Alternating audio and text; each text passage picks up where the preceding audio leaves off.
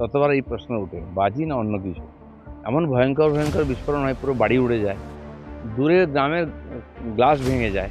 আমরা নৈহাটিতে দেখেছি bomb blast হলো, হুগলিতে নদীর ওপাশে বাড়ির গ্লাস ভেঙে গেছে।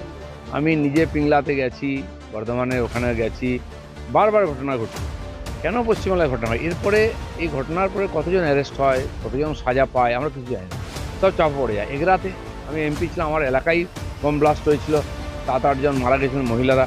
সে ভয়ঙ্কর দৃশ্য দেখেছি আমরা কি হয়, কিন্তু তার কোনো ক্রিয়া প্রতিক্রিয়া নেই। কিছুদিন পর লোক ভুলে যায়, আবার একটা ভয়ঙ্কর ঘটনা ঘটে, আর বেশ কিছু লোক মারা যায়। আর সাধারণত গরিব মানুষ যারা এই বাজির কারখানায় কাজ করেন, তারা নিজেরাই জানেন না কি বানাচ্ছেন, একদিন এরকম দুর্ঘটনা ঘটে আর কিছু লোকের প্রাণ যায়।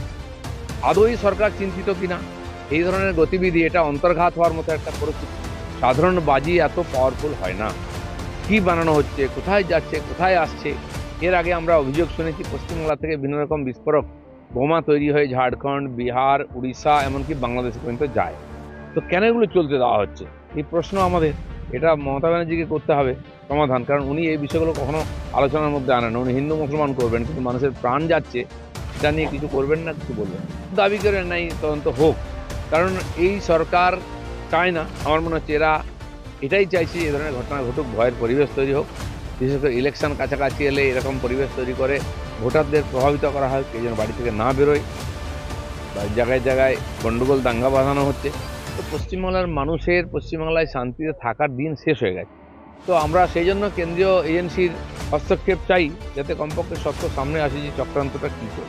সুন্দরবনের মধ্যে গিয়ে কোথায় পাথর প্রতিমা, কোথায় ভিতরে যেখানে মানুষ পৌঁছতে পারে না, সেখানে এই ধরনের বাজি কারখানা কেন?